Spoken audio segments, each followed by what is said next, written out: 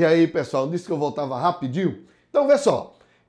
Falei para vocês sobre responsabilidade civil objetiva. Não é? Está previsto lá no artigo 37, parágrafo 6º da Constituição. O que esse artigo diz? Ele diz o seguinte, que o Estado, não é? Ou através de seus órgãos, ou através dos seus agentes, eles se responsabilizam por qualquer ato lesivo que esses agentes praticarem na sua função, no exercício de sua função. Então vejam, quando eu digo aqui, os órgãos e entidades, componentes do Sistema Nacional de Trânsito, respondem no âmbito das respectivas competências, objetivamente, eu estou dizendo que vai ser aplicado a responsabilidade civil objetiva. Ou seja, nesse caso é o seguinte, em uma colisão normal, por exemplo, no trânsito, entre eu, não é, e o professor aí, Isaqueu, né, que é ruinzinho na direção, não é? Então o professor Isaqueu foi fazer uma conversão à direita, erroneamente, proibida, e eu colidi com ele. Ora, nesse caso aí, os dois vão ter que provar quem está certo ou quem está errado. Então a prova vai depender de quem alega o que ocorreu. Quando a gente fala em responsabilidade objetiva, eu não preciso provar. Quem tem que provar que não houve o erro, que não houve o acontecimento, é o Estado. Tá certo? Ou seja, a gente diz que o ônus pro boni, ou ônus da prova, foi invertido. Né? Inverteu-se o ônus da prova. Então não preciso provar. Quem precisa provar, pessoal, é o Estado, é o órgão de trânsito que precisa provar que não ocorreu o evento. Então imagine a seguinte situação para vocês visualizarem. Eu estou com o meu carro, não é? Tem um buraco aqui, não é? É uma coisa anormal, né? Ter buraco nas nossas vias é uma coisa, não é? Que não existe, né? Então vamos lá, ó. Eu vinha com o meu carro tranquilamente e caí no buraco. Pneu rasgou, lascou a jante, né? Lascou tudo. Então o que acontece? O que eu vou fazer? Vou entrar com ação pedindo indenização ao órgão que tem competência sobre a via. Então vamos imaginar que foi aqui no Recife e a CTTU é o órgão responsável por essas vias. A CTTU é uma autarquia de trânsito e eu vou entrar com ação contra a CTTU. Então o que vai acontecer? A CTTU vai ter que provar que não existia aquele buraco ou que o meu pneu rasgado, a minha jante ferrada, não foi ocasionada pelo buraco. Ou seja, eu não tenho que provar. Eu só tenho que provar uma coisa, que houve o dano. Eu só tenho que demonstrar judicialmente que o meu veículo ocorreu um dano ao meu veículo. Quem tem que provar que o buraco não estava lá, não sou eu, é a CTTU. A gente chama isso, inclusive, né? Vocês que podem ter aí no programa de vocês, no edital de vocês, direito penal, a gente chama isso de nexo de causalidade. Né? Então, o que é o nexo de causalidade? É a conduta, não é? E o resultado. Então, se existiu um nexo de causalidade entre o buraco e o meu dano, quem vai responder é a CTTU, tá certo? O ônus da prova é dela, né? Então ela que vai ter que provar. Isso é o que chamamos de responsabilidade objetiva, responsabilidade civil. Quem vai ter que reparar o dano é o órgão com circunscrição sobre a via e no nosso exemplo aí a CTTU. Beleza? Entenderam aí legalzinho? Então vamos lá. Parágrafo 5º. Parágrafo 4º, ele está vetado. Os órgãos e entidades de trânsito pertencentes ao Sistema Nacional de Trânsito darão prioridade em suas ações à defesa da vida, nela incluída a preservação da saúde e do meio ambiente. Olha, meus amigos, o Código de Trânsito, que é de 1997, né, ele substitui o antigo Código Nacional de Trânsito, que é da década de 60. Veja, ó, nós tínhamos um código da década que foi feito na década de 60, que praticamente não tinha veículos circulando no Brasil, né? A quantidade de veículos era muito pequena em relação à década de 90, né? Dizem os estudos que na década de 60 nós tínhamos no Brasil uma média, uma estatística de 400 mil veículos circulando em todo o território nacional. Quando vem o Código de Trânsito de 1997, nós já tínhamos milhões de veículos circulando. Obviamente, você tinha que ter uma reestruturação, né, em relação às normas de trânsito, em relação também às vias, né? Houve essa reestrutura. Por isso, a importância do Código de Trânsito Brasileiro. Então, o Código de Trânsito Brasileiro se preocupou em 3 situações. A defesa da vida, não é? Muito importante isso. Por isso que ela penalizou alguns atos, né, que até então não eram penalizados. Por exemplo, artigo 65, conduzir o veículo sob efeito de álcool, né? Antes você não tinha isso, né? Você não tinha essa penalidade, né? Outra penalidade, não é? Dirigir fazendo manobras, né? Tipo cavalos de pau, né? O Código de Trânsito penalizou. O Código também de Trânsito penalizou a questão do cinto de segurança, determinando lá no artigo 105 que o cinto de segurança é obrigatório para todos os veículos, exceto, olha, cuidado, exceto para aqueles veículos de transporte coletivo onde seja permitido você viajar em pé. Então, o cinto de segurança não é obrigatório para esse tipo de veículo. Então, todos esses pontos que eu falei aqui, não é? Eles buscam o quê? A defesa da vida. Só mais um exemplo aqui, a questão da cadeirinha, né? A proibição, por exemplo, de motocicletas ou motonetas transportarem crianças menores de 7 anos. Tudo isso é preocupação com a vida pessoal, tá? Mas também o Código de Trânsito, né, se preocupou também com a saúde, com o meio ambiente. Por isso que hoje, não é, também está lá no artigo 105, que trata dos equipamentos obrigatórios. O quê? O famoso catalisador. Né? Então, hoje é obrigatório o catalisador, né? Aquele equipamento é obrigatório que vai proibir, não é, a fumaça, os poluentes e ruídos, não é, que existem muito. Então, hoje você não tem mais a famosa Maria Fumaça, né? Que antigamente, ó, antes do Código de Trânsito Brasileiro, você tinha, principalmente os ônibus de transporte coletivo de passageiros, aquele fumaceiro miserável, né, velho? E hoje você não tem mais, porque você tem a infração de trânsito, você não possui o catalisador. Como também é uma infração que eu chamo de infração do porquinho, né? A infração do porquinho é aquela que você, ó, joga objetos pela janela. É infração do porquinho. Você não pode jogar objetos pela janela. Porque se jogar objetos pela janela, vai acontecer o quê? Caneta, né? É infração média, né? Infração média, e você, se cometer isso, jogar um papelzinho de chiclete, infração média.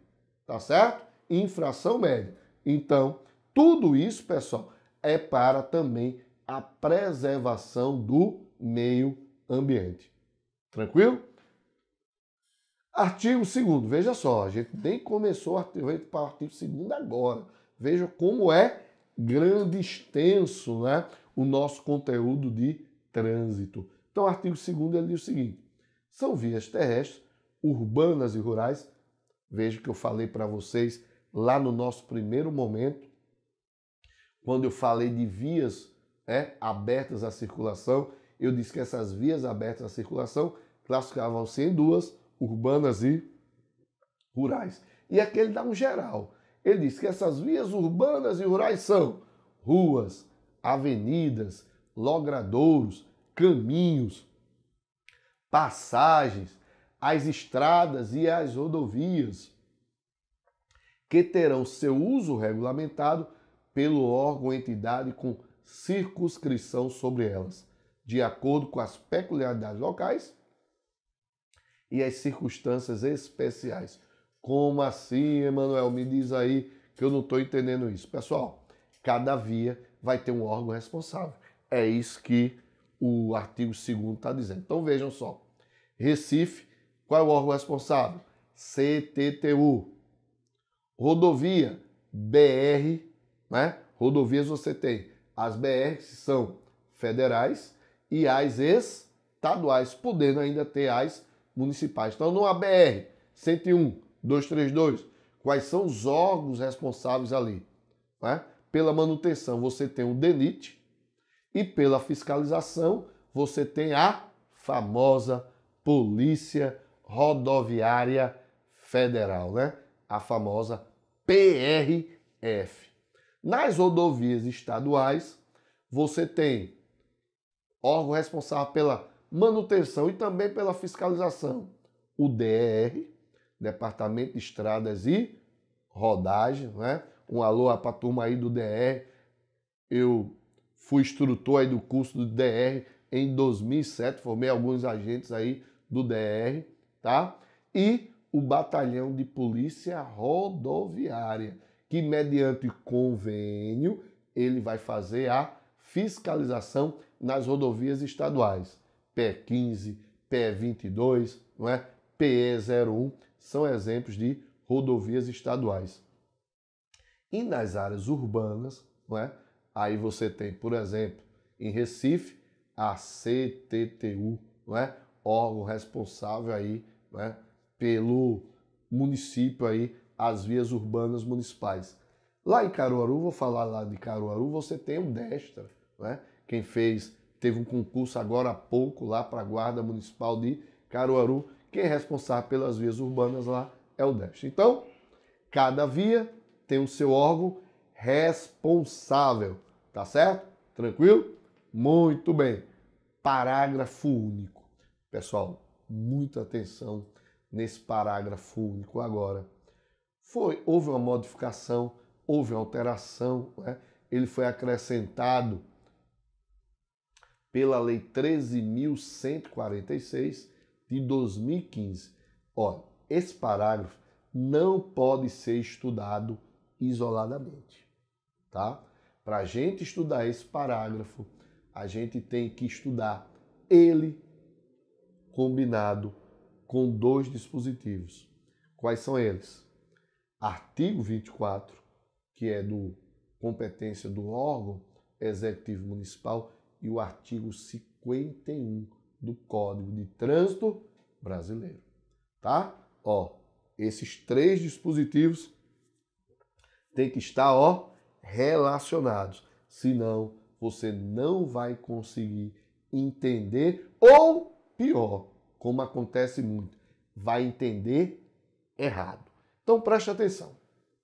Para os efeitos deste código, são consideradas vias terrestres as praias abertas à circulação pública, se liga agora, as vias internas pertencentes aos condomínios constituídos por unidades autônomas e as vias e áreas de estacionamento de estabelecimentos privados de uso coletivo.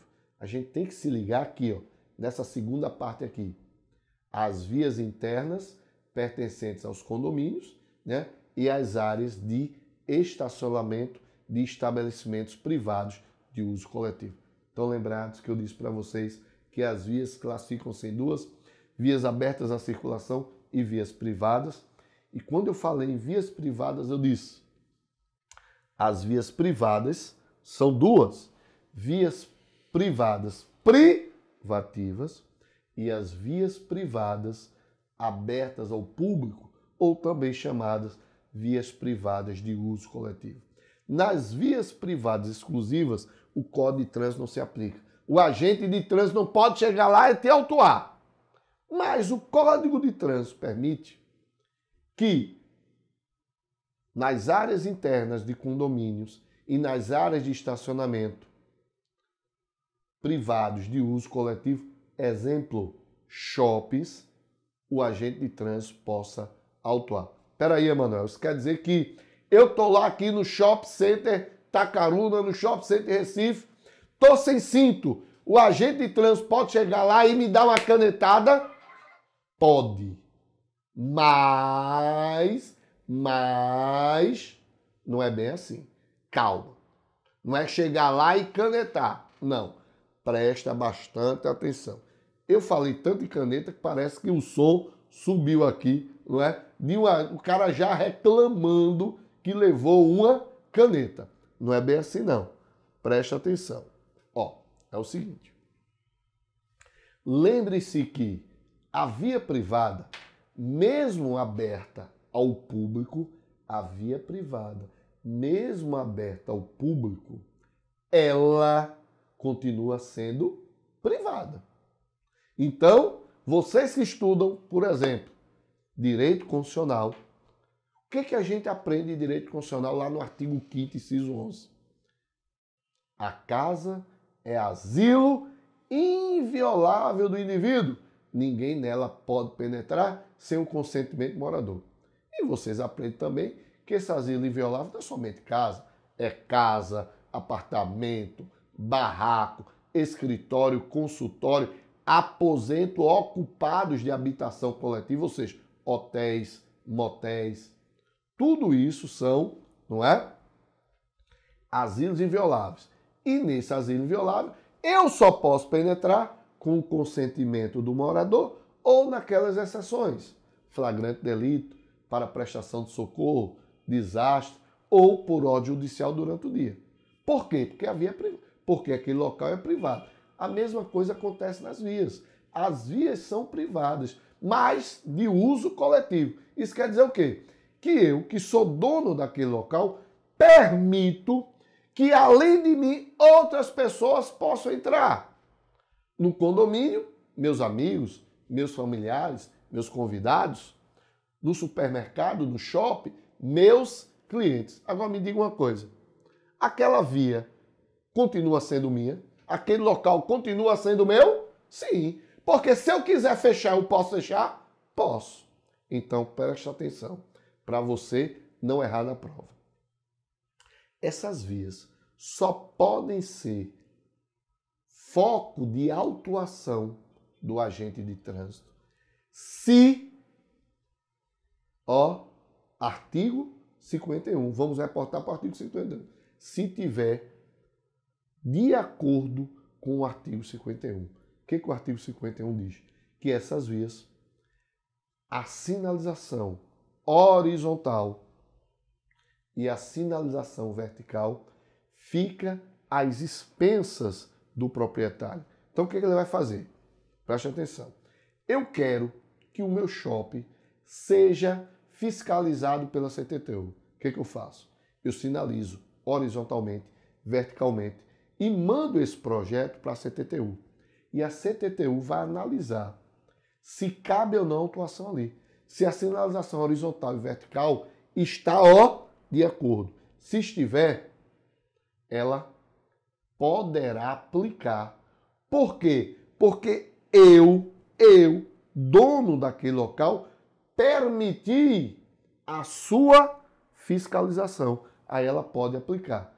Se não for assim, pessoal, por exemplo, Shopping Tacaruna, eu posso andar sem cinto Shopping Tacaruna? Posso. Por quê? Porque aquela via não está sinalizada horizontalmente, verticalmente, e não existe esse projeto com a CTTU. Esse projeto não foi aprovado. É por isso que vocês prestem atenção, quando forem circular por lá, que a placa, por exemplo, de regulamentação, que é aquela circular vermelha, o fundo é azul. Ora, no anexo 2, que trata sobre sinalização, não tem fundo azul nas placas de regulamentação. Mas lá pode ter. Por que pode ter? Simples. Porque ainda não existe essa parceria entre Shopping Tacaruna e CTTU para a fiscalização. E outro ponto importantíssimo.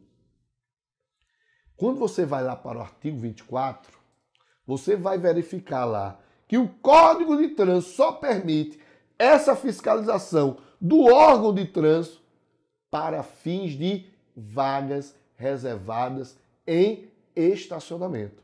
Ou seja, o agente de trânsito não poderá lá aplicar a multa em relação ao quê? Em relação ao quê? A cinto de segurança, buzina. Não. Ele só pode aplicar a multa em relação a vagas destinadas de estacionamento. Entenderam aí, pessoal? Beleza? Então, não pode estudar o parágrafo único sozinho.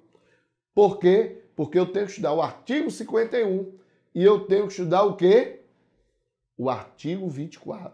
Juntando esses três dispositivos, aí sim eu tenho uma leitura do que o código se refere a esse parágrafo único. Beleza? Muito bem aí.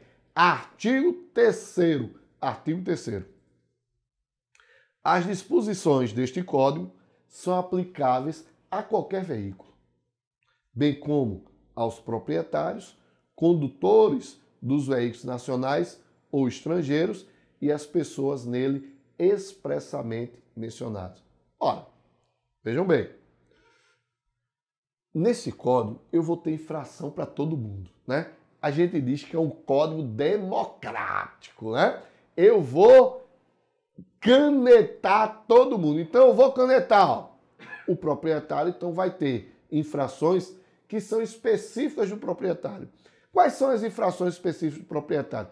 Aquelas referentes a registro e licenciamento do veículo, equipamentos obrigatórios, mas como também vai ter infrações, não é, que são referentes ao quê? Aos condutores. Exemplo, sem cinto de segurança, sem capacete. São infrações específicas do condutor. Agora, sempre lembrando, a multa não é para mim. A multa sempre vai estar, relacionada ao veículo. Condutor vai ter a pontuação. Agora, a multa, ela vai estar relacionada ao veículo. Como assim, mano? Imagine o seguinte. Eu peguei emprestado o carro do professor Johannes, né? O professor Johannes tem aí, né, uma Hilux SW4, né?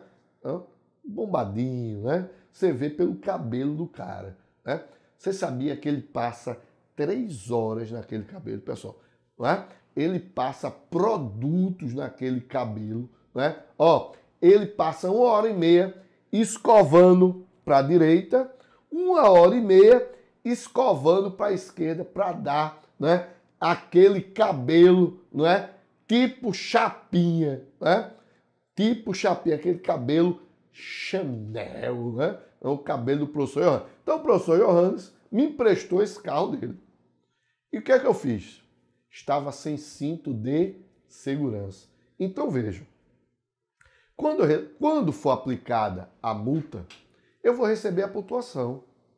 Mas eu vou pagar a multa? Não, porque a multa vai estar vinculada ao veículo do professor Johannes. Ou seja, lascou-se, né? Professor Johannes lascou. Eu só vou ter o quê? A minha pontuação. Depois de um ano, ó, cai, tranquilo. Mas se o professor Johannes não pagar a multa do carro dele, ele não pode nem registrar, nem licenciar o seu veículo. Ou seja, ele não pode pegar o documento. Então, a multa sempre vai estar vinculada àquele pessoal ao veículo. Condutor recebe a pontuação referente às autuações a ele aplicadas. Tranquilo? Muito bem. Então, outra coisa. Não importa se é veículo nacional, não importa se é veículo importado. Vai ter multa sim. Pera aí, Emanuel. Eu venho lá do Chile, venho para cá para o Brasil. Eu posso ser multado? Claro que sim, não é? Claro que sim. Inclusive, o Código de Trânsito diz o seguinte, que você só pode retornar ao seu país após pagar todas as multas de trânsito, tá certo? Se não acontecer isso, você não pode, né, voltar ao seu país de origem. Tranquilo? Muito bem. Artigo 4º.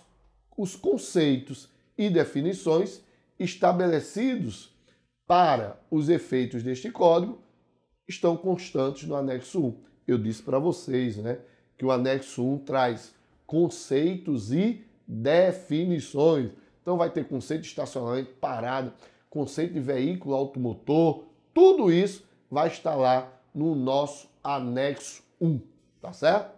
Então, ó, artigo 5º. O Sistema Nacional de Trânsito é o conjunto de órgãos e entidades da União, dos Estados, do Distrito Federal e dos municípios que tem por finalidade o exercício das atividades de planejamento, administração, normatização, pesquisa, registro e licenciamento de veículos, formação, habilitação e reciclagem de condutores, educação, engenharia, operação do sistema viário, policiamento, fiscalização, julgamento de infrações e de recursos e aplicação de penalidades. Tudo isso forma aí, não é, o nosso Código de Trânsito brasileiro, o nosso Sistema, né, Nacional de Trânsito. Então, entre os princípios nós temos estabelecer diretrizes da Política Nacional de Trânsito com vistas à segurança, à fluidez, né, ao conforto e à defesa ambiental e à educação para o trânsito e fiscalizar o seu cumprimento, fixar mediante normas e procedimentos a padronização de critérios técnicos, financeiros e administrativos para a execução das atividades de trânsito, estabelecer a sistemática de fluxo permanente de informação, chamado Registro Nacional de Informações, entre seus diversos órgãos e entidades, a fim de facilitar o processo decisório e a integração do sistema de trânsito. Passa aí, meu diretor, aí, o slide aí, meu diretor. Então, eu vou falar de cada órgão desse, tá, pessoal? Não se preocupe, agora a gente só vai ver os órgãos, mas eu vou falar de cada órgão desse, tranquilo? Então, são órgãos de trânsito, está lá previsto no artigo 7º. Conselho Nacional de Trânsito, CONTRAN, que é o coordenador, órgão normativo e consultivo, os Conselhos Estaduais de Trânsito, CETRAN e CONTRANDIF, os órgãos e entidades executivas de trânsito da União, dos Estados, do Distrito Federal e dos municípios, os órgãos e entidades executivos rodoviários da União, exemplo DENIT, dos Estados, DR, passa aí meu diretor.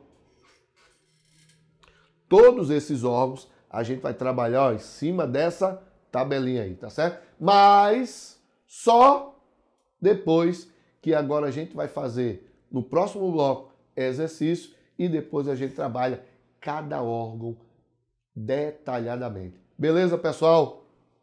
Até mais!